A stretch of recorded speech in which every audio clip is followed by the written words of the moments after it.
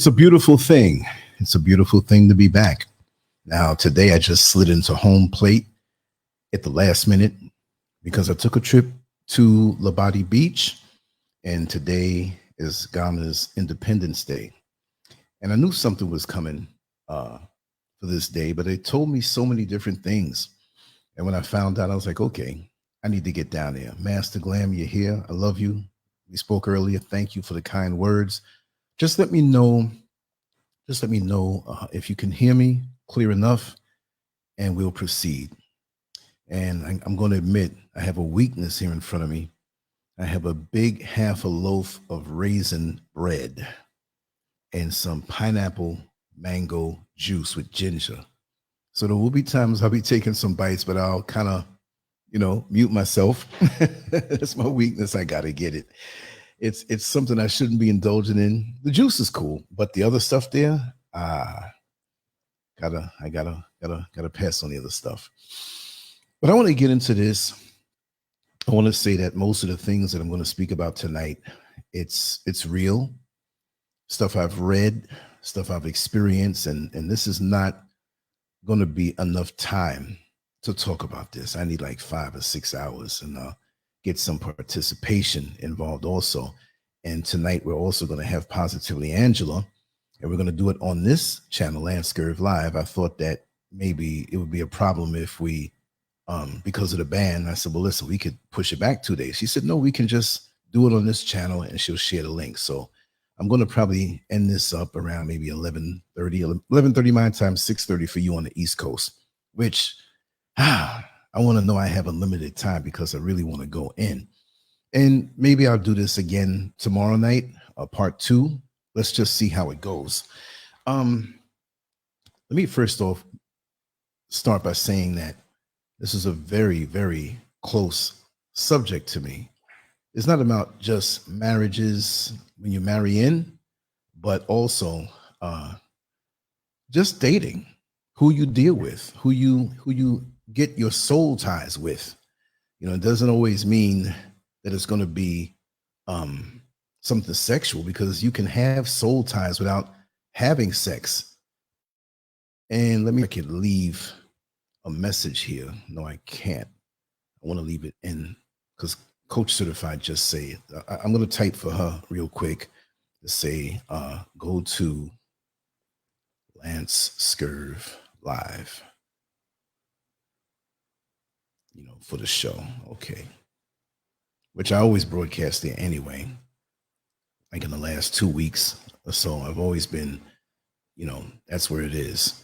Okay. So let's get on with it. There's a couple things I want to read. Couple things I want to set the tone with. Okay. And I had a screen up that's taken down for some reason.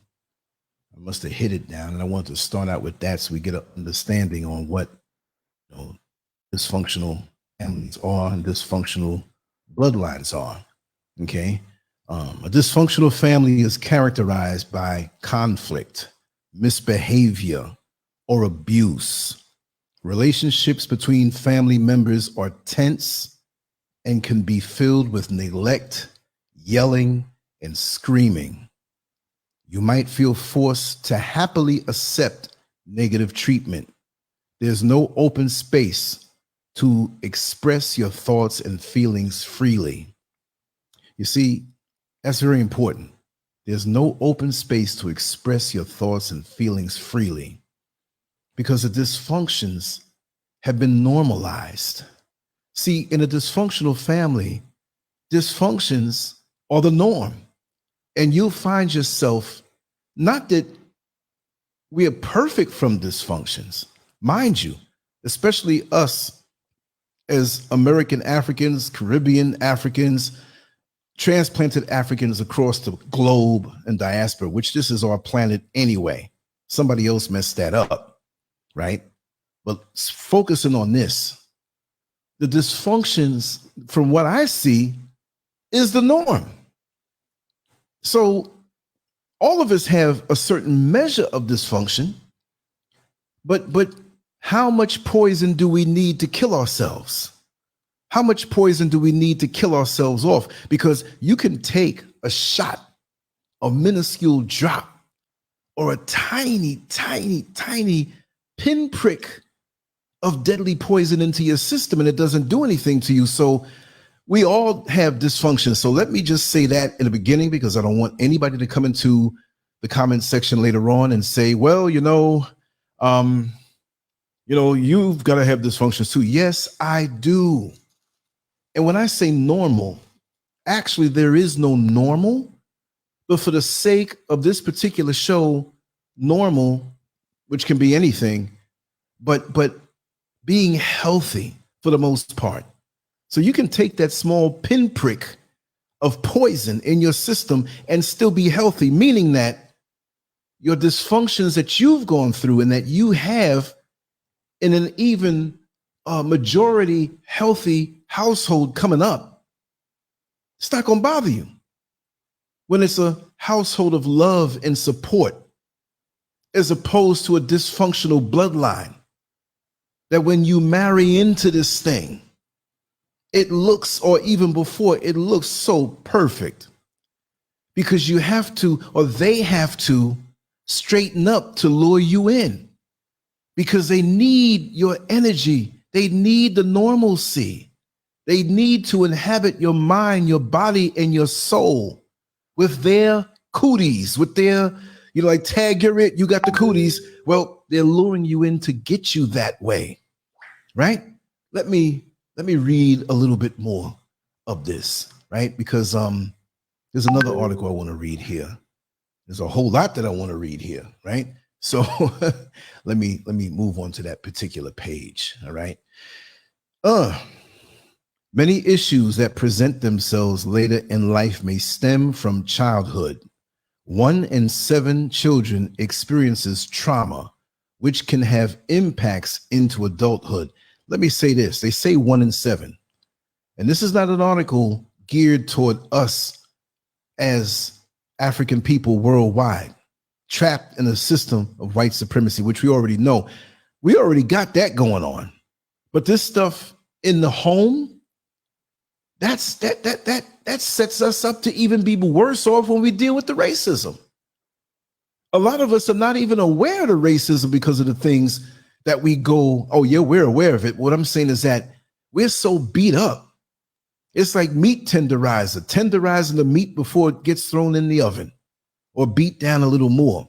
So this 1 in 7 children, what happens if it's 7 children under the same household?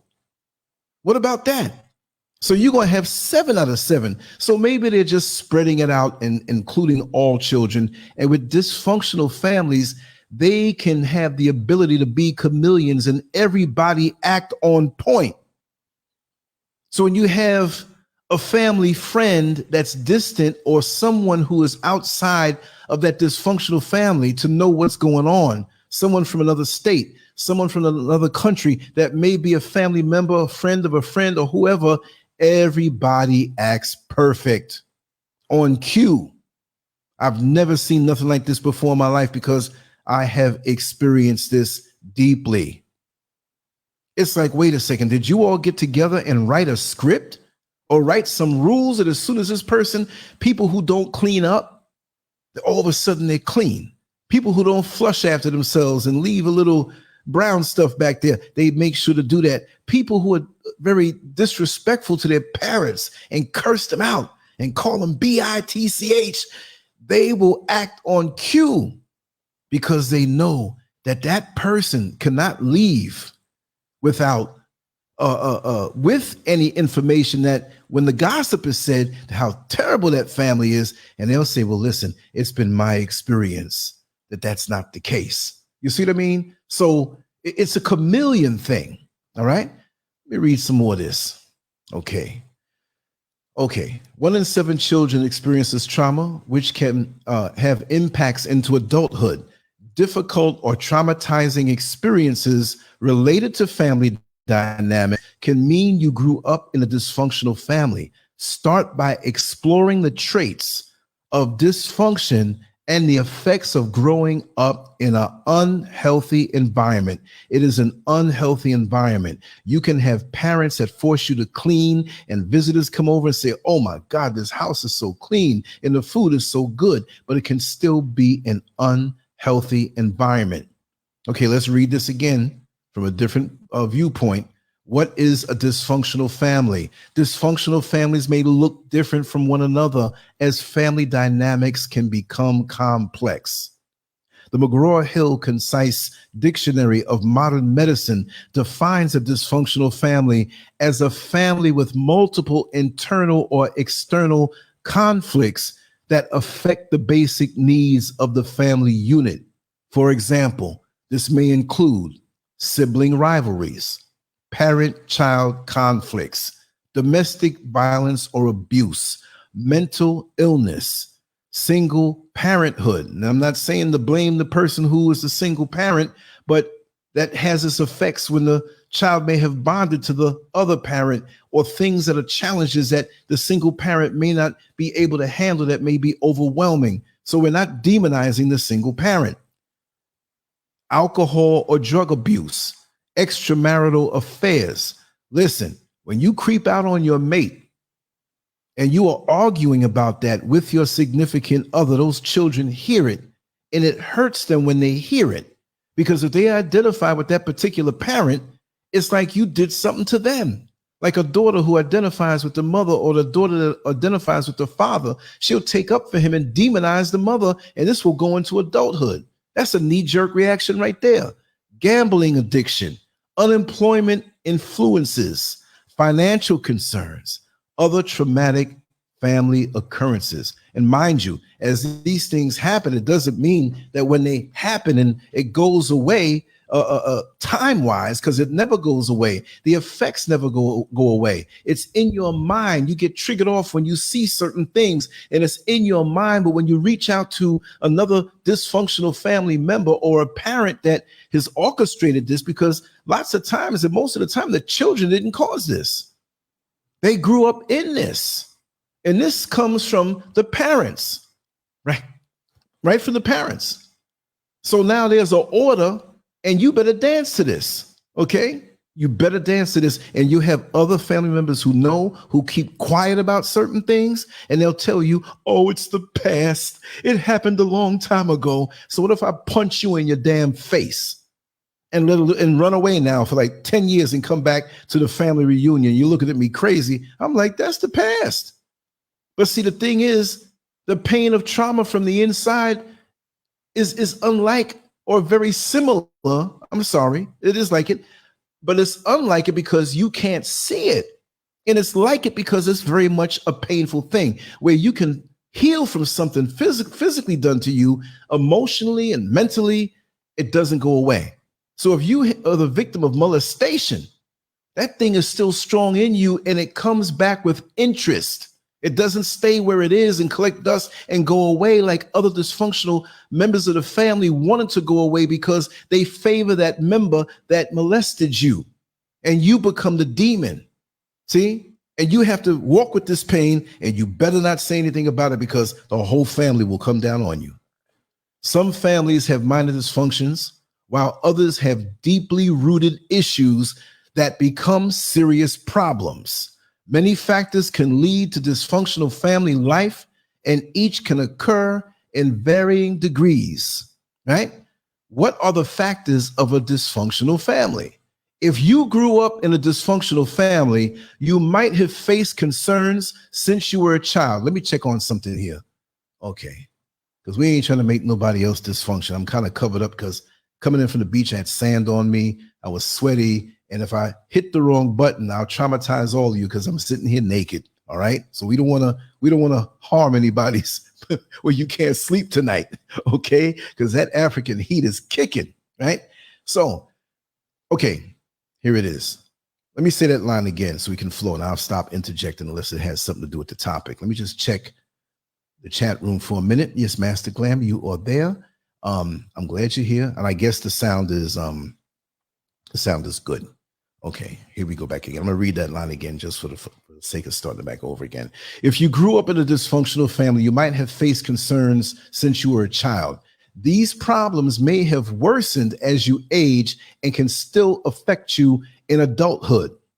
Dysfunctional families tend to be unstable or have conflicts. The caregiver might be so focused on their worries and needs that they fail to meet those of the children. This behavior may lead to neglect, abuse, or conflict. Some children may feel lonely and develop low self-esteem and self-worth. They might experience physical or mental health problems as a result. Kids who grow up in these toxic environments often pick up survival mechanisms that they carry with them for years to come. The following factors may indicate family dysfunction. You might also take the ACEs test, as providers often use it to determine if someone experienced trauma as a child. Family history of dysfunction. Dysfunctional family patterns may repeat themselves. For example, people may learn their parenting styles from their parents or caregivers. If one or both caregivers abuse them, they may also abuse their children. In some cases, parents may try to avoid abusing their children as they were abused by being lenient or neglectful. Spouses might partake in conflict if their parents did. They may not understand how to model healthy behaviors. Those who grew up in dysfunctional households can learn healthier techniques for parenting. They may deal with the issues they carry as adults and learn how to love, appreciate, respect, and treat others healthily. A willingness to do the work it takes to overcome those issues can help end a dysfunctional family environment. For example, trauma therapy can be effective in treating adults who are sexually abused. Additionally, your attachment style can change over time. Medical problems. Family illness alone may not cause family dysfunction. However, it may have impacts on the family unit. Parents might rely on their children to care for their health, which can cause anxiety and depression in their children. Additionally, if one child is ill and not cared for, this may cause the children to grow up to invalidate their illnesses. You may not have had any control over the illness that put a strain on your family, but you can control your actions, learn to use the resources available to you, and meet your children's needs. Mental illness. Biology may play a role in many mental illnesses. However, behavioral issues that can accompany them may make family life much more challenging, especially without treatment. People with untreated mental illnesses like trauma disorders, anxiety, or depression may act unhealthily toward their families. With treatment, people with mental illness may start to contribute positively. Life circumstances. Stress is often an unavoidable part of life. While low levels of stress can positively impact people and push them to achieve their goals, excessive stress may jeopardize a family's safety and well-being. High levels of stress could lead to hostility within a family. Learning to deal with life stressors healthily can be essential to the happiness and well-being of the individual and the family. When you model healthy coping strategies, to your children, they may learn how to regulate their emotions. Addiction, substance addiction, gambling, or psychological addictions may lead to codependency, with caretakers spending excessive amounts of time, energy, and other resource on the individual who's addicted. At times, children fill the role of a caretaker, When an addiction is severe, it may drain a family's financial and emotional resources, including the emotional resources of children living with a parent who's addicted. A parent with an untreated substance use disorder or addiction may be emotionally unavailable to their children. While addiction can cause problems within a family, addictive behaviors may also develop due to dysfunctional family dynamics. Those living in a family that doesn't meet their needs may turn to substances, food, gambling for temporary relief.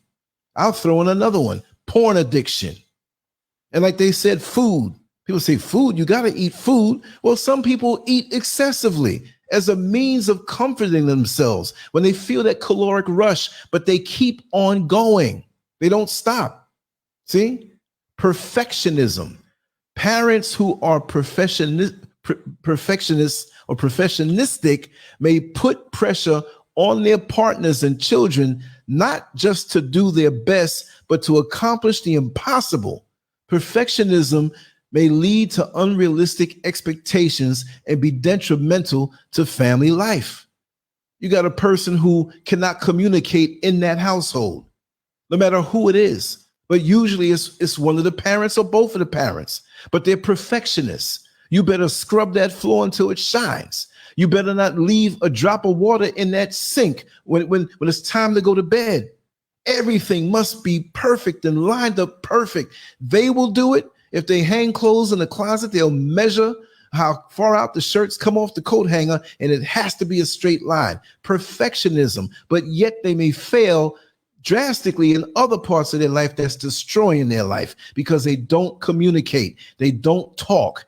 When you want to communicate with people like this who are perfectionistic, what they'll do is when you start to get to the root of the matter, they will conjure up another task for you to do to deflect and avoid talking about the issue that's bringing so much pain to the relationship or so much pain to the family. Oh, well, you got to sweep outside. Well, can we talk about the issue? No, we got too much work to do. You got to sweep your room. You better wipe down that table. Don't you got clothes to wash? It's a never-ending volley of tasks for you to deal with when you deal with a person who throws perfectionism at you but doesn't want to deal with the initial issues that's destroying the family. And that one came from me. The next one is ineffective communication. Poor communication may be a characteristic of a dysfunctional family. Problems might be managed with open, honest, and healthy communication. Dysfunctional families may struggle to listen to each other, and indirect communication could cause bitterness or passive-aggressive behavior. Teaching children active listening skills and learn them yourself may avoid this. Now, I have to say this again because there are people who don't listen. In school, back in the day, you had reading and you had reading comprehension. And I wonder if every school pushed reading comprehension. Did you comprehend what it is that you're reading? Did you comprehend it? Some people don't. And you will tell them something directly within 4 or 5 sentences that we are not talking about.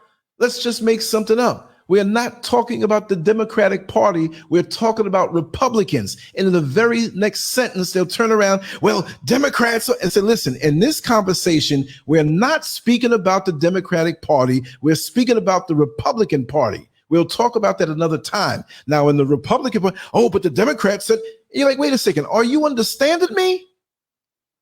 You have poor listening skills. Poor listening skills. Like they say here in the first part of this sentence here, I'm going to say it again. Dysfunctional families may struggle to listen to each other. They may struggle to listen to each other. You will tell them directly, the color I'm going to wear today is blue. And they'll talk about, you better not wear black today. You better not wear red today. Where is your mind? You don't have comprehension. And that is a very important part of communication. Now, here's another one, lack of empathy. When caregivers lack empathy, their children may feel that a parent's love is conditional. When a parent shows empathy, they model this trait to the child, which may help children become compassionate, empathetic adults. Empathy is a skill that can be learned. I'm going to say that first sentence again. When caregivers lack empathy, their children may feel that a parent's love is conditional, right? Now, here's the next sentence. I got something to say about that first one. In healthy families, caregivers are often intent on helping their children make good decisions and learn from their mistakes rather than belittling them or instilling shame. Belittling them or instilling shame. Instilling means they did this. The parent put shame into that child. You see what I mean? So, and then they'll throw the rock from behind the tree and hide their hand. And usually they'll hide their hand in religion and push religion on you while they're doing the toxic deeds to mess your mind up. So religion makes no sense to you, even if it makes sense at all, because that's another dysfunctional situation that may not be good. All right. But the thing that I'm going to go back and say, when caregivers lack empathy, their children may feel that a parent's love is conditional. So what does that do? When the caregiver gives empathy, that child is going to think back to what happened right before they got the empathy from the parent, and they will go and emulate that and duplicate that. Because every time I clean up the house, spick and span, that parent may show me a little empathy. If I don't, it doesn't happen. So now I'm trained that if I want empathy as a child, I got to do all of these tasks. So guess what? When you marry into a dysfunctional bloodline where you inherit all of these generations of dysfunction, you actually dance into the tune and the beat of somebody else's family that is very toxic. And they expect you to act that way. And when you're married to somebody like that, that lacks empathy, you better do something before they even reward you with a mere hug that you have to ask for. It never comes to you free, as in a healthy situation. You have to ask for certain things. Mommy, can I have a hug? Why should a child say that to the mother? If the mother is cold and lacks empathy, they'll do for you. And when you say as a child, oh, mommy, I don't think you love me. And you know what the mother's going to say? Look, I keep you in a nice house. I keep you with good clothes. I keep you fed. You're going to school. You got a warm, safe bed and I bought you all of these things. Not knowing that things can't make up for love. Things are not the way to show love. But these cold ass parents that make the rest of the family behind them and grandparents, because it came from somewhere else, they jack the kids up in their minds. So as the kids grow up, they still don't show love. They try to achieve things or achieve status to get empathy from that mother or the father. But it's usually the mother, because the mother is the one who carried that child for 9 months. Okay? And so the child has a bond to it. If you breastfed, you carried it for 9 months. They heard your heartbeat like the bass in a song in a club. Your rhythm. So when you marry or want to marry somebody, you better check that mother out, and you better catch them in unguarded moments, because like I said again, dysfunctional families are chameleons. On cue, everybody will straighten up and do the right thing and act like they're okay. Just like an addict who wants to deceive you into thinking that they're okay and they're not on drugs, and they may think that you have heard that they're on drugs. They're going to act in a way where it's easy for you to reach in your pocket and give them some money. You see, until you find out the hard way. Now, here's another one: excessive attempts to control. Dysfunctional families are often characterized by a caregiver's excessive need to control their children or partner. When parents fail to help children develop a healthy sense of autonomy, children may not feel self-confidence. Taking a more relaxed, accepting approach encourages kids to do their best in every situation rather than living to appease the controlling parent. Regarding parenting styles, Studies show that authoritative parenting is often the most beneficial. Lack of privacy and independence. Oh man, that's going to be something. It looks like a short 2 lines, but I'm going to say this. I grew up with privacy and independence, and I respected my parents, and my parents instilled in me a sense of space, independence, and privacy. My parents would knock on my door, even though it was their door, right? But they would knock on my door to instill a sense of privacy, respect, and independence. But if you get with somebody who, like we have some big families who may not have big space, but the consequences are you'll have people who don't know no better. You might be laying in your bedroom with your wife and one of the kids just push the door open. And when you say, hey, listen, we're husband and wife. We might be doing something up in here that you may not want to see. And they think that you're the wrong person. And that dysfunctional mate ain't going to say nothing. You see what I mean? Because we can go deeper with that. Okay? All right. Now, I'm going to say this again. Parents in dysfunctional families may lack trust in their children and invade their privacy. While there are times when parents may need to know what's going on with their children, parents in a functional family may utilize honest communication and questions instead of forcing their child to open up. Honest communication. But 9 times out of 10, you're not going to get that in a dysfunctional family. Honest communication? Hell, you ain't even going to get communication.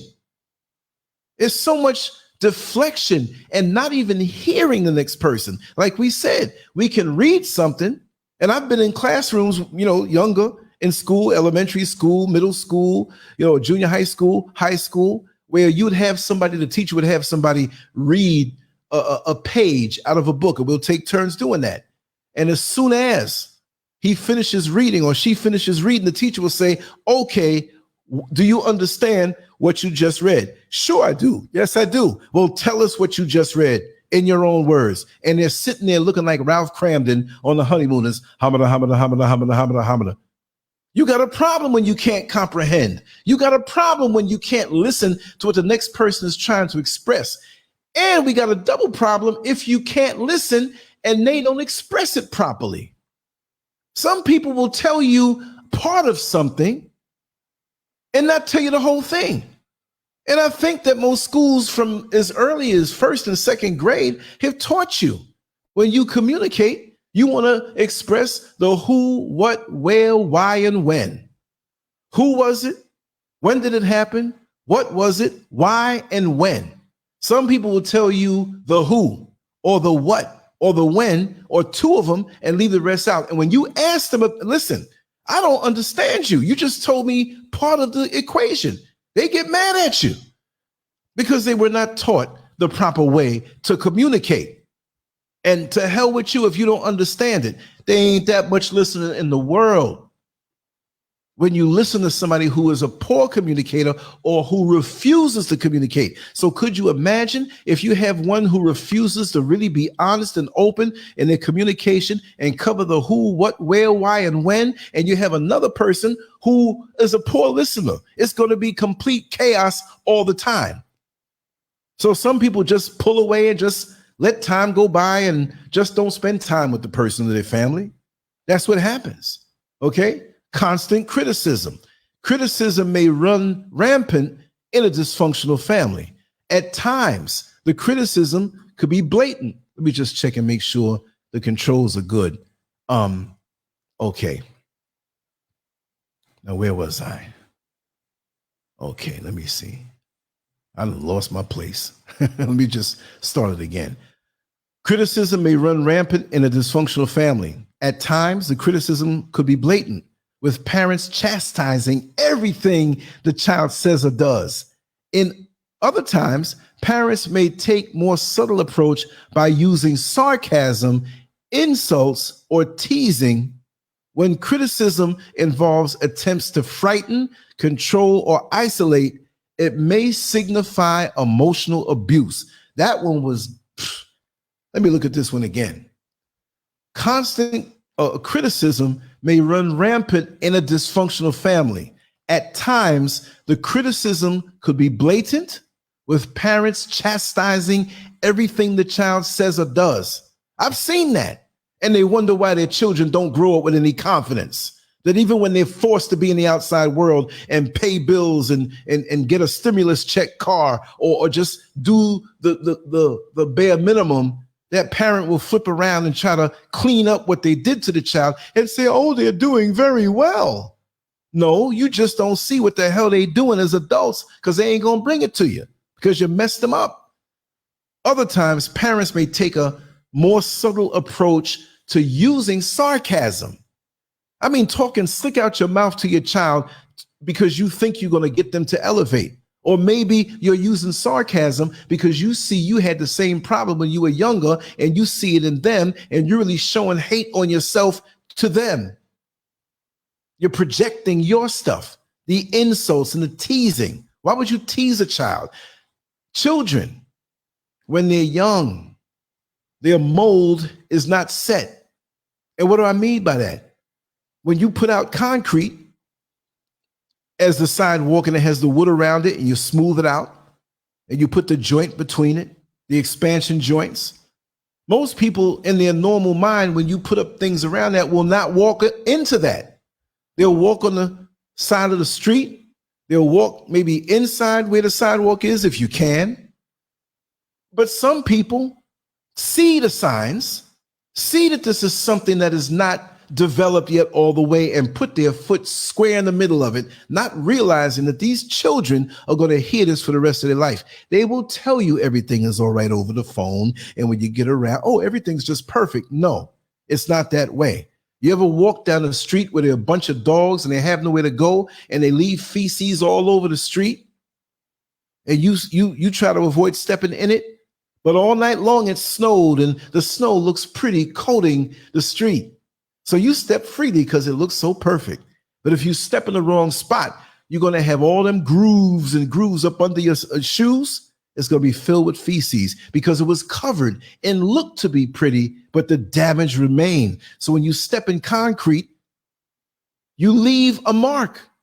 And if it's there all night to dry, it's going to be there forever unless you deal with the trauma by getting some type of therapy and acknowledging these things, because sweeping these things up under the rug will have you dysfunctional for the rest of your life. And when you marry into a dysfunctional bloodline, if your mate refuses to get healing and get therapy, the relationship doesn't exist. And so now that will cause something in you of a void or voids. So you need to take care of yourself and you need to keep yourself healthy.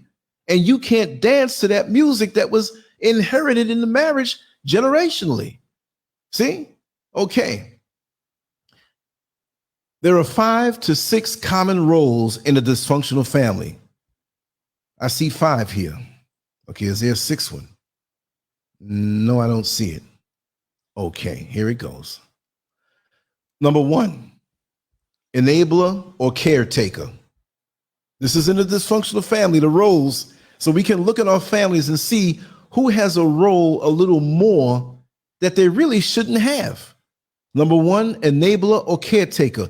The individual may attempt to keep the family going despite the presence of addiction or other dysfunctions in the family. That person that I see is the go-to person that fills the gap if there is one of the mates gone. Like say they have the children, right? And now it's a single mother, and not usually the single father, but it's a single mother. Right? So one of those sons or one of those daughters are going to grow up to be actually like a parent. Like a parent. And you'll have a son who grows up to be somewhat of a husband, of course, without the sex, but he'll be the husband to the single mother who doesn't have a man. Isn't that something? So he has pressure on him. He can't live a full life. Anybody he gets with is going to come under the harsh scrutiny of that mother because, in essence, that woman is taking away her husband, her pseudo-husband, okay? So we have a lot of sons who are in families who are grown, but every problem that comes along and every decision, or they feel that even when you marry their mother, that you're taken away from them. right?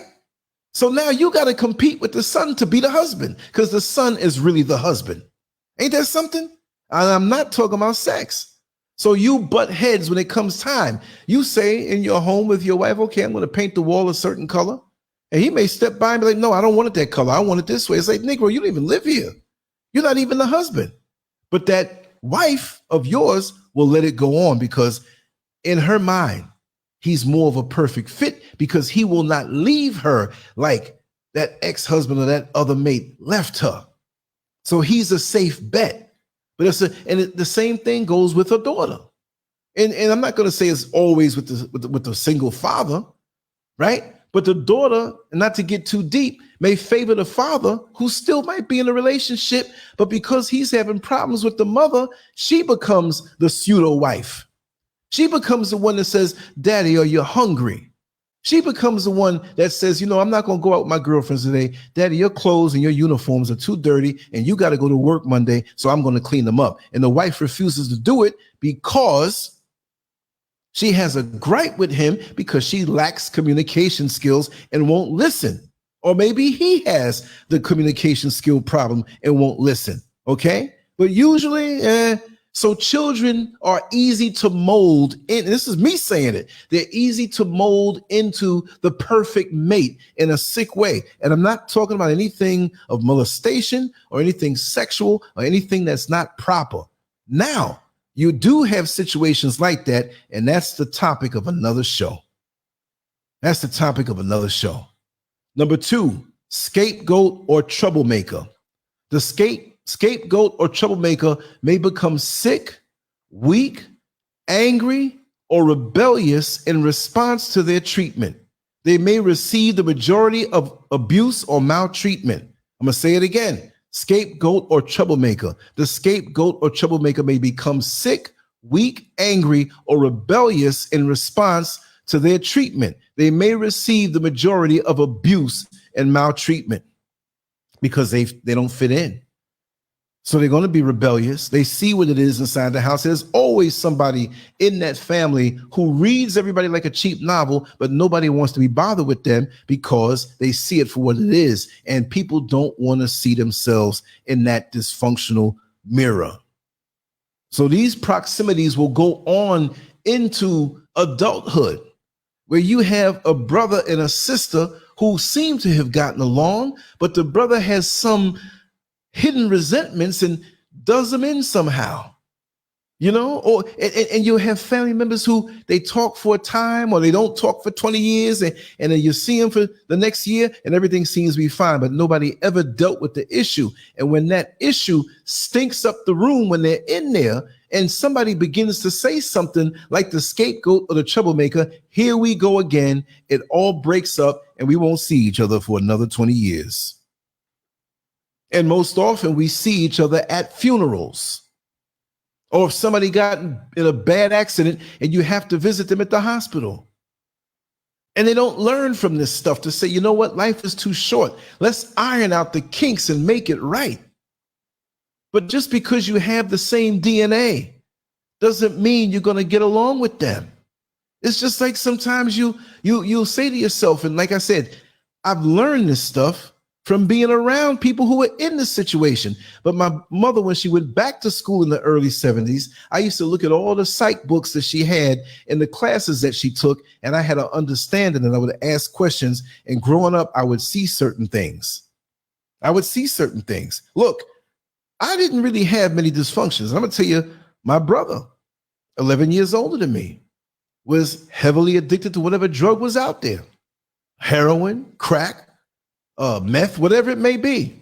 So that made me take care of my body to the extreme because subconsciously I was trying to prove to my parents, he's the one that failed you, even though that was my mother's son and my father embraced him as a son. But as always, you ain't my daddy. You ain't my daddy. You ain't my daddy. I heard that, not like that because he was older than me, but that's the kind of feel that I got. When things were good and he can take, he'd take. But at the end of the day, there was a resentment there because a lot of children, they resent that new parent because it's showing up the other one for whatever reason it may be, but they take it that way. Oh, look at him. So all of the good attributes that you have as a step parent, it turns them against you because at first it feels too good. Oh man, my mama married a good father, a good husband. He may not be my father, but he's a father. He's hip, he's cool, he communicates.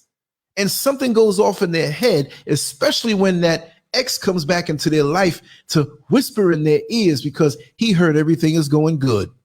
Ain't that a damn? Number 3, lost child.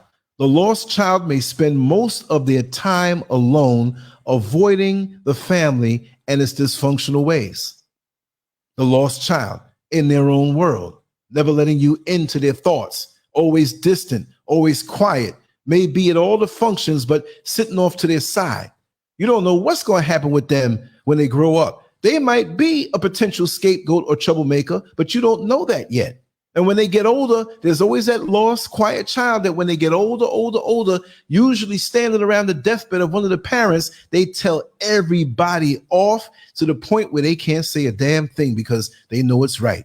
What kind of way is this to live your whole life with these proximities? Messing up your life. Number 4, mascot. This individual may try to alleviate tension within the family by utilizing humor or mischief in everyday life. The mascot may be labeled as the family clown. And myself personally, in relationships that I've had, which several of them were dysfunctional, I was always the jokester, trying to alleviate the tension. But after a while, I've learned that that is not my battle. I don't have to make nobody laugh because I didn't come into the union that way. I didn't bring this stuff. Usually with that, when you're in something, leave it all alone. Let them implode on themselves. You don't want to hear it when they're complaining to you, nothing. Leave it to themselves. Have stuff that you do that when you're gone from that situation, if it doesn't heal, that your rhythm and your building of your legacy never stopped. Never try to build legacy with a dysfunctional family or dysfunctional mate that does not want to ever cling to you as they should because they're so caught up in the never-ending issues of the family. You will never, ever take first place in this person's life. It'll always be where it's circumstantial and you're pushed to the side and you'll be left alone to deal with your own issues. Number 1. Matter of fact, if you hear this video, when you see something like this, run. Don't even get involved. You were given your life. You need to build in your life. If a person can't have a healthy relationship with you and seek to have a healthy relationship with you, what's the point? You can't go in and fix their stuff because even if you tried and were partially successful, they will hate you for this and you will become the troublemaker. So you have to start thinking about, listen, I need to take that, start traveling, getting around and, getting the hell up out of Dodge. Number 5, the hero or golden child. This person may be idolized or pressured by their caregiver. They may receive less abuse or neglect, but may feel pressure to excel, to please their parents, and to be perfect. The golden child. And usually with the parents that have that golden child amongst the dysfunctional family from personal experience, they use that child as the epitome of what the other children should be. Even though children all are born into the world, you may think you just feed them and put clothes on them and put them in a nice room and house, but they all have and born with a different trajectory in their personalities. And some parents treat the kids like it's like a bunch, a litter of kittens. Like you're all the same. I'm going to feed you and you should give no problems. But each one has an individual outlook on life as things develop and traumas that you may not understand. See, when a child is living in a dysfunctional family, they may experience immediate effects, including social isolation or loneliness, development of mental health disorders, childhood PTSD, feeling extremely self-critical, low self-esteem, behavioral issues, difficulty expressing thoughts or feelings. This is why in the Black community, if you haven't noticed, most of the time they have removed physical education in art classes from the schools. And most people say, well, physical education, they go out and play at the school, and art, if they want to do art, they can do art. No, but art and expressing yourself and your thoughts, and you as a parent or parents allowing your children to speak freely, to express their thoughts and their feelings. And when you were raised up in one of those households like me, I think it's quite weird when you see parents or a parent not allow their children to express themselves freely and not chastise them or punish them for speaking real and fair. So when you do that, they pull into themselves and they become emotionally constipated, and it messes them up in life. And so when they get older, you can have a surface connection to those children, but those issues deep within remain the same. They never change. If you never dealt with it, it will never change. What is it like to grow up in a healthy family? If you grew up in a dysfunctional family, you might get the impression that there is no such thing as a healthy, functional family life. It may feel hard to believe that functional families can be a reality. However, healthy families do exist. So what does a healthy family look like? There are a few characteristics of a healthy family environment. People communicate freely and openly, but compassionately. They don't communicate with venom.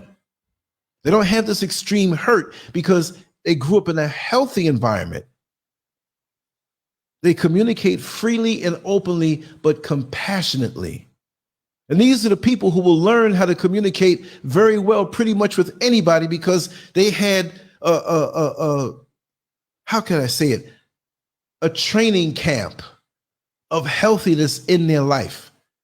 Everyone's basic physical and emotional needs are met, including water, food, shelter, social belonging, and bladder digestive needs. Everything. The mind, the body, the soul, everything, but social belonging. If you didn't clean up the right way, you're chastised and pushed off to the side. No, you're not going to go to the amusement park with us because you didn't clean up your room Thursday morning before you left to school. That's not healthy at all. You have to communicate with compassion. And if you have no empathy as a parent, if you have no thoughts of how can I speak in a way that they can get the message, but they won't get any venom from me, because like that concrete that was freshly put down, very little things can fall and leave a mark there. Even if it's a leaf, if that concrete is wet, that leaf is going to leave a mark. And it may be hard to pull a leaf. You'll rip it out, but the mark will still be there, right? Through their words and actions, parents may support children's emotional growth. Some don't show it with their words. They don't want to hear nothing from you. Did you clean up? Did you wash your clothes? Did you wash the dishes? A lot of people don't want to hear anything in these unhealthy situations. So guess what? The child will have their own world. Like we say, drug addiction, the sex addiction, daughters getting pregnant with 15 million baby daddies and whatnot. Is a direct connection to that. Because if you don't accept me as I am and talk to me like a human being or a little human being who's going to be a bigger human being, well, I'm going to go out and get acceptance somewhere else. I'm going to go out and explore and do whatever feels good, whether it's getting high, having orgasms with strange people, which results in children, or whatever. But you can stunt the emotional growth. You have to be walking damn near on eggshells in these situations.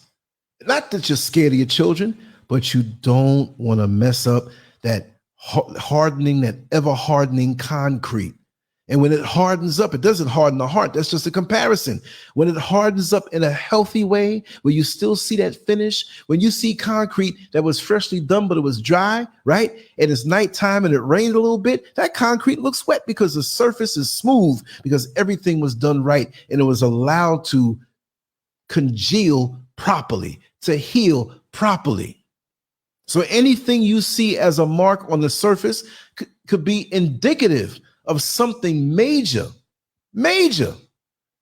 Adult children of caregivers who display dysfunctional behavior may benefit from working with a therapist to overcome a childhood affected by a dysfunctional family.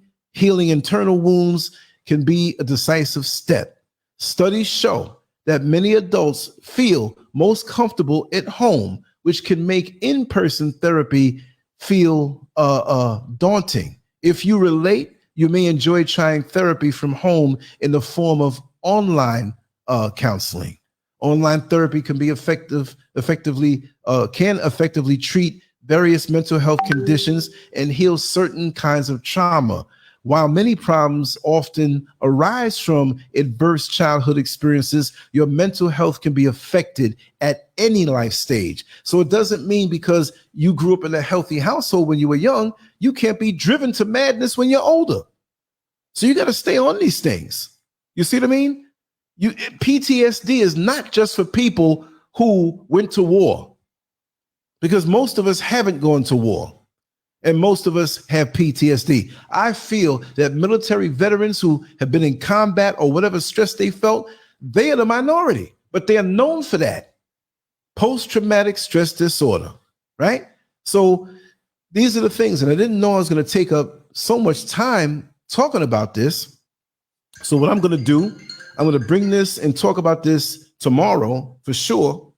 And we'll do a part 2. I'm not going to end it now, but we're going to do a part 2. We're going to do a part 2.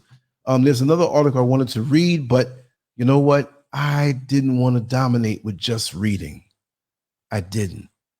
And this is an article written from someone who, it's one person, but I think maybe I should. And I kind of didn't even get to the part, but this is the groundwork for it. So we need to do that. But just give me a second while I take a sip of this mango pineapple juice, which I'm addicted to.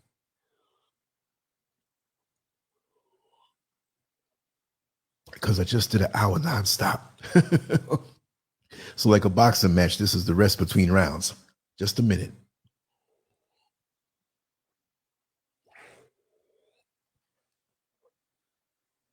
Oh, that's so good. Oh my God.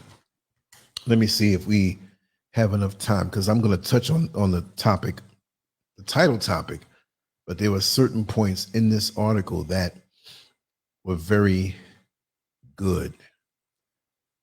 And I think it's kind of long, but I think I can do this in 15 minutes, because in about 30 minutes or less, I'm going to have to skedaddle so we can set up the Positively Angela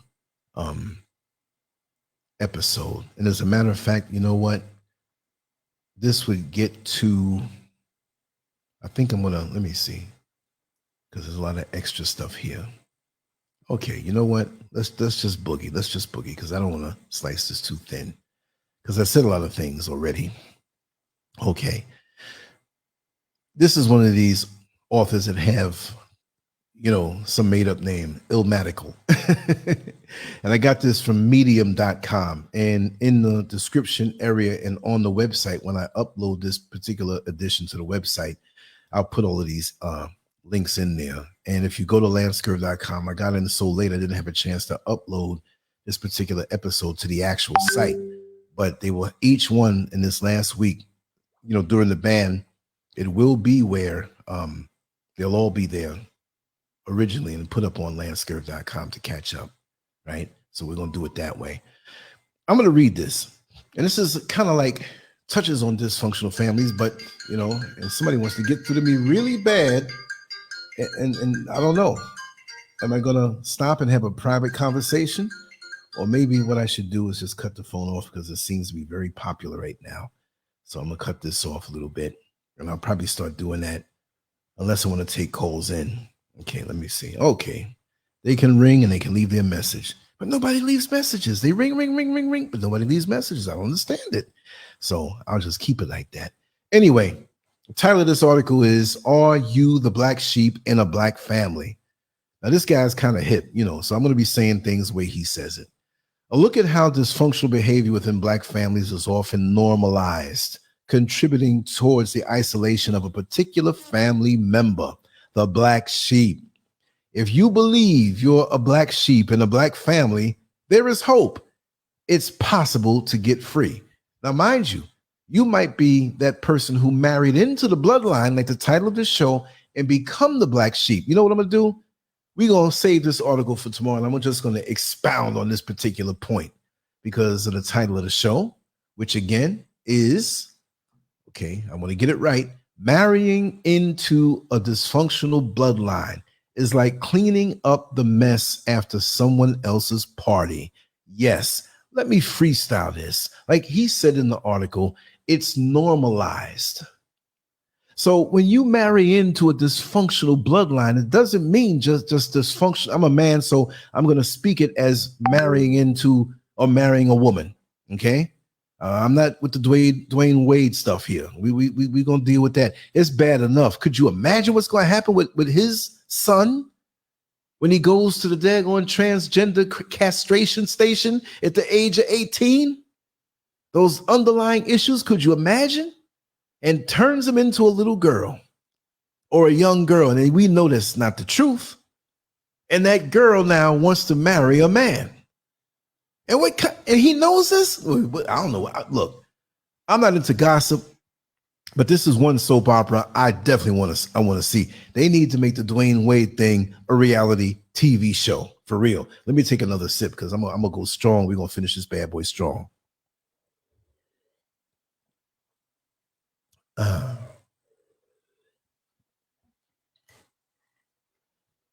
You're right, Master Glam. Art, journalism, home economics.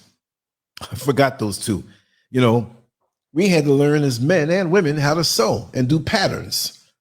You see, home economics, how to budget, how to shop, how to food shop.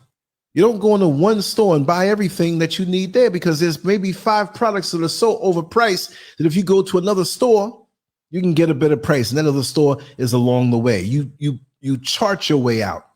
You don't just go one place and that's it. You take that trip, you go, hit this store, hit that store, and that requires you not to just grab things off of the shelf, but you have to look at the potential products that you're getting and other things that you might be interested in. Take time when you go to the supermarket and learn what they sell and get to understand the prices and what you need. Don't go there hungry. You'll buy too much. Don't go there full. You won't get enough. Common sense things that our children need to be taught. But marrying into a dysfunctional bloodline is like cleaning up the mess after someone else's party. And we're going to continue with that article tomorrow. And I'm going to continue with this little rant tonight. Like I said, I'm going to go a few more minutes hard in, but we're going to go unlimited tomorrow night. And then I want to take some calls in and all that stuff. And I know, Master Glam, you might want to contribute or ask or say something. And anybody else, and I will heavily advertise it. I mean, populate. I'm thinking about doing a website where I'm going to populate this section. I got this stuff going on in my head. So I got a 5-track mind. While I'm talking, there's 4 other things going on in the back of my big head. All right. But like I said, those dysfunctional families will act so perfect in your presence because in essence, when you are an outsider to a dysfunctional family interested in marrying someone in that family, again, if you're a woman, that's a man. And if you're a man, that's a woman. So I'm going to say woman. So understand that and have some comprehension and don't come and tell me, well, it's the men too.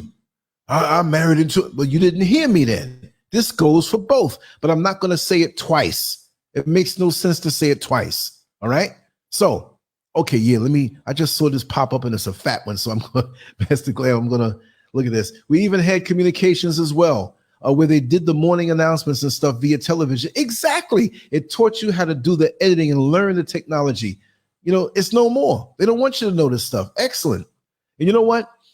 I didn't really have that, you know, because I got all this gray hair, my mustache, and I'm quite sure my head is gray if I let the hair grow out. I'm probably I'm gonna do that and see how bad it looks, right? But, oh, he's full of wisdom. Hey, listen, just because a man has gray hair, there's a lot of gray-haired fools out here. So don't let the gray hair fool you. But anyway, the thing is, this has been going on for so long with that dysfunctional family. And it can merge into that woman that you're going to marry that may have children. But the rhythm was set from generations ago. Must I say generational curse? No, that's harsh. People will say that, but it's generational behavior for sure. And these are things that you can't come into this relationship without extreme honesty and extreme communication. Because this person is going to have to let you in their world, and they're going to have to admit what's been going on with them. Even if they're healed from it, they're going to have to reveal their past to you. And a lot of them don't want to do that. A lot of them want to present this perfect package. Now we're saying one aspect of it, y'all, marrying into a dysfunctional bloodline, and the person marrying in, which in this case, like myself, is a man, doesn't mean I'm perfect. I've had dysfunctions too as a man, but pretty much like I said with that analogy early on, that tiny, tiny 1/100th drop of poison that gets into your system that's healthy and doesn't kill you because it's so small. But then you go into a family, and I mean mother-in-law, father-in-law, brother-in-laws, sister-in-laws, they all have their take on growing up. And this person who you're going to marry is part of that. And then they got their issues with each other. They each got their issues in a unique way with their parents. And one of them may favor the parent, and the one you're marrying may not be one who wants to deal with that particular daughter because she don't like her. And then this one takes up for this one. And you got to learn all these rhythms. And you got to move cautiously when you move into these situations. And you can't trust what they say. You got to go on what you see. So if you see family members who may not have seen each other from a month or so, it may not be where, and I'm not knocking my Latino brothers and sisters, but hey, papi, hey, and they kiss and hug for 30 minutes. And if you get up and leave to go to the store, they kiss and hug for 30 minutes. But it's all love, y'all. I'm not making fun of y'all. I'm just saying, that's a good thing. At least it's better. And they have dysfunctions too, but at least they have that feeling of oneness that they can argue amongst each other. But when you mess with one of them, you got to mess with all of them. Come on now. Y'all know it. And I speak the truth here. Yeah, man, them Puerto Ricans, man, they might be fighting amongst each other, but you better not get in there and mess with one of their family. They'll cut you 12 times before Sunday. You know what I mean? I ain't making fun. And there are other families of other races that do that, but this is what we know. And it's not just Puerto Rican, Mexicans, a lot of Latino folks. And why don't we have that? Why don't we have that? So when you're dealing with a family like this, it's like merging into the highway. You don't just go in the merge lane and just drive in the old way. You better see what's already there. You better see what's coming at you, what's close to you. If you can merge, you may have to slow down. You pretty much have to pick up the rhythm of the highway and move that way. Either you speed up or you slow down. So when you see these signs in these families, if you want to proceed, because like I said, they'll make it real sweet to you and make it look real sweet so you can proceed before you realize the mess that you got yourself in, that you did not create. And oftentimes you will be blamed for the mess that was already there 5, 10, 15, 20. And it ain't 25, 30 years of love like the song goes. Remember that song years ago in the 70s? Let's sing forever now. 5, 10, 15, 20, 25, 30 years of love. But see, now the song has been changed for a lot of family. Let's sing it again. Let's sing forever now. 5, 10, 15, 20, 25, 30 years of dysfunction. It ain't healthy. Ooh, ooh. Yes, I used to love that song. But as I grew up and saw what it was, lots of times people are so beat down, they can't even leave. They go into the situation and the life force that they have of enthusiasm, which is a curse in the eyes of those in a dysfunctional family who have no enthusiasm for nothing except wallowing in their dysfunction because they don't listen to themselves. They don't listen to what's right, or they have the same problem of the people who can read and have no reading comprehension. So they're stuck forever until they die and are lowered in the ground or are burned. Whichever way they choose, it's the same thing. And guess what? The kids inherit. And sometimes you'll have one of the children that just don't even call or come around. They see what it is.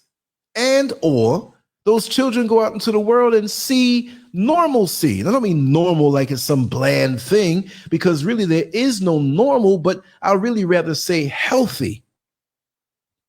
You ever see people in a household? And I mean, I'm not making fun of nobody that may have a weight problem or weight issue, where it's a hormone thing or something in their makeup that they have to deal with medically. But a lot of times it's something where it's because you're under the same roof and eating out the same fridge of bad food and throwing the dysfunctions. So you can have families that all sit up and eat to heal themselves, or they think subconsciously, they don't say it, I can heal myself by going to McDonald's every night and KFC every morning and Papa John's pizza in the afternoon. They don't think that, but that's a rhythm that's passed on to them. And they'll turn around and tell you as an excuse, we ain't no Twiggies, we're just big bone that's in our family. Well, you're eating out the same damn refrigerator of bad food and behavior. Because there's always that one sister, say it's 10 sisters, and 9 of them are just morbidly obese. And there's the one who's fine. And it don't mean that fine means slender. I mean, there are women who are not supposed to be this twiggy type, that are thick, shapely and thick, beautiful, healthy. They get their checkups, they ain't got no high blood pressure. They're not pre-diabetic, but they're a little heavier. They'll go to the pool and swim all day long and not catch any heavy breath. You see what I mean? So it doesn't mean that, but there'll always be that one in that family where out of the 10 daughters or whatever, brothers too, that they just don't look like. They've adopted not only healthy eating habits, but they adopted healthy living habits and have not carried their dysfunctions that they grew up in into the new situation of their family that comes below them. I don't mean below like they're below, but with them, of children. They started a whole new rhythm. And if you're not careful, you'll bring that rhythm that you grew up in or you were around and bring it into the next generation. And it's your responsibility to stop that, whatever it may be. Just like we say, well, we want our kids to be millionaires and have money and do well. Well, do you want them to carry on these dysfunctions that will stop them from doing that? Like me, I love to read. And of course, you all know I love to talk. So this thing called YouTube live streams or doing videos or writing and running a website, this is easy work for me because I love to do it. So I'm not going to receive the accolades that I'm some great person. I can't say that. It's just something I love to do. I love the compliments, but I'm not going to get big-headed about it because it's something I love to do. I've been doing this before YouTube was in existence. I've been doing this before the 90s were around. The new millennial was around. I've been doing this from the 70s. Me and a bunch of friends sitting around telling jokes. There are friends that come into the chat room every now and then that knew me from the early 70s. Tight. Knew my parents, and I was always the one telling jokes and talking, whatever. That's some old pre-YouTube stuff. So this stuff ain't nothing new for me. You understand? Because, like I said, I do thank my parents for the household they raised me up in. The only Achilles heel and thorn in my side was my older brother, because I always desired a relationship with him closer, even though younger years, 11 years difference, you're not really going to be hanging out together. You know what I mean? Like, I'm 10 years old and he's 21 and we're going to hang out in the park together. He's looking at girls and I'm looking at comic books. That's not going to mix. Plus you throw in the drugs that he used, that's really not going to mix. And what messed me up kind of sort of with that was that I was so hard on, and I didn't consciously think it, but I was not going to mess up. And that's why I got into the boxing and the running and the bicycle riding and the bodybuilding. I did that hard. Y'all know, I ain't gonna show the funky picture again. Y'all know, but I got into that hard. But see, I was so focused on not using drugs and not drinking that in my mind, I'm like, that pretty girl over there, she's not a problem at all. She ain't no drug. Yes, she is, because there's a whole lot of pretty women out here with nice shapes. And I went crazy. But the one thing I didn't do is do drugs. So in my mind, I was justified in doing that. not as a predator, but as a person who just never said no. And it got me into a lot of situations, close calls, and that's why I have a lot of stories to tell people, especially our young men out here. So that was my dysfunction that came out of a healthy household, but because of my reaction to it and wanting to be that golden child to make my parents happy.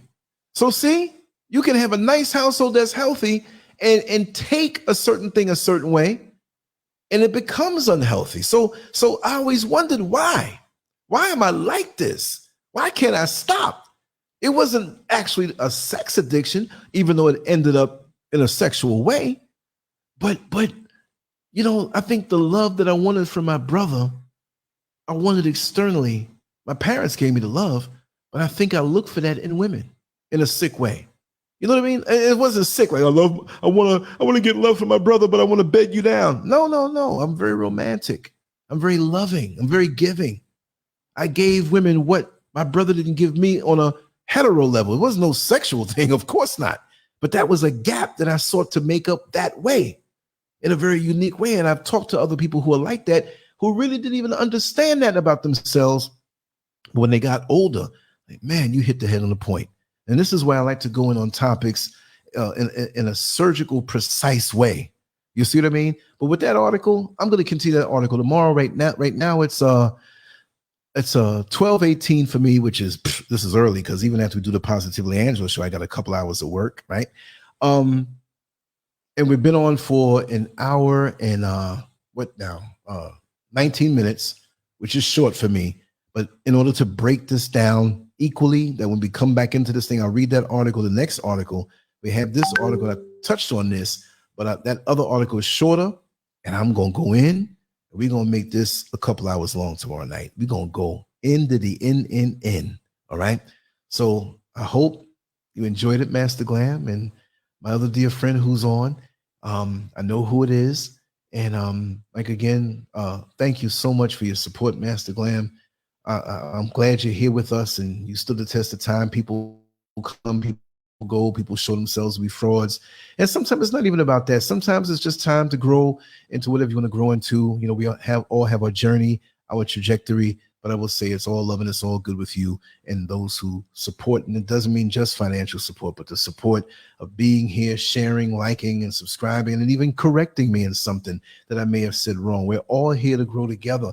And even though I may be older than most people who are on the show or come listen to it, even when it becomes an upload and whatnot, the bottom line is that I can learn too, and never hesitate to correct me. You can correct me. I'm not like that where I think I'm right at a time. I will consider everything and weigh it out. And if you're right, I'll say, listen, I was wrong. You're right. I apologize, or thank you for helping me to grow. I'm not unapproachable that way where people see the graphics of the shows or whatever. They think, oh man, this guy, I can't say anything up to him. I don't know as much as he does. No, you know things. We live life. We have different experiences. You just see in all these thousands of videos and shows that I've done that is compartmentalized and focused on certain topics, but it doesn't mean I'm some all-knowing guru.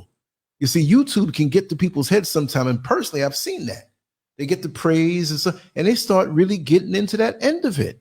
I'm here to do a job. I'm here to share. I'm here to entertain a little bit, make the food taste good. If you want something to eat, I'm not going to just do it dry and just throw it at you. You got to season it up. You got to chop it up right. You got to put it in the plate and arrange it right. You got to get the nice fork and spoon and knife. You got to put it under some good lights. You got to put the nice music on and have the table set a certain way. You got to have your hands clean. You can't stare at the people when they're eating. You to the side. You want a little more? Okay, I got you. You know what I mean? Make them enjoy the experience. But there's so many people who put their own in, and I put my own stuff in this too, but I don't do it in a scathing way where I'm looking to attack anybody, but I do use it in a very passionate, intense way, especially if I have experienced some of these things, which in this particular episode, I've experienced it firsthand in the worst ways. So I speak from experience, but I did read from professional writings so we can be on the same page. And that being said, I just, yeah, exactly. To not feel that loneliness, that yearning for partnership and friendship. Because remember, I have a brother, but I grew up as an only child. And I had privacy. And I had my space. And I had all of that. But most of my friends that I grew up with that I gravitated toward had big families. But I love coming home to my tranquility, right? But there was a yearning there because I wanted that too for me to a certain degree. You know what I mean? So it came in the form of women. I didn't consciously think that, but I don't glorify it either. I say little funny jokes and stuff and make jokes, but no means would I suggest to anybody to, and it wasn't something I did. It's something that I allowed and I experienced and it felt good. Just like you have sometimes young ladies out here who may not have gotten the love of their father or the love of their parents and they feel disconnected. The same reason why young boys will join street gangs because they wanted a sense of belonging. You have the young girl who, listens to the guy that lied to them and told him that he loved them and used them for the body and skedaddled, or maybe several guys, they have this void that, they just, it feels too good.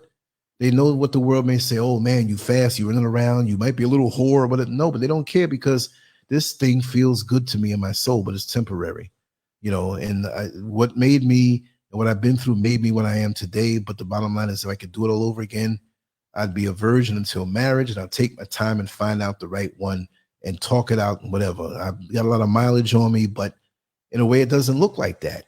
But I have a lot of experience. So I got to thank the Creator for that because I'm a sacrifice that way. I was protected, never caught a disease, anything, right? And I'm here and alive to share my experiences with the younger brothers and sisters that are coming up.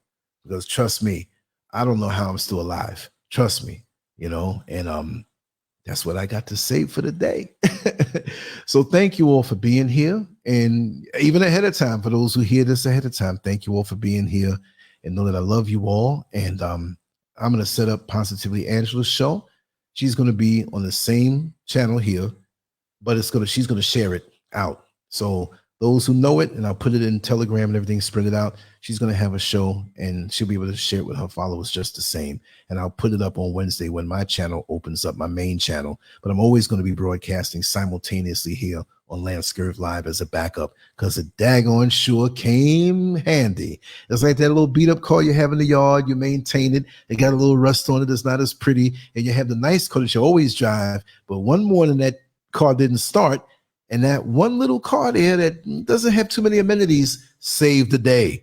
So yeah, it got the crack of the windshield, but it got you to work, didn't it? Got you to the supermarket, didn't it? That's the beauty to it, y'all. But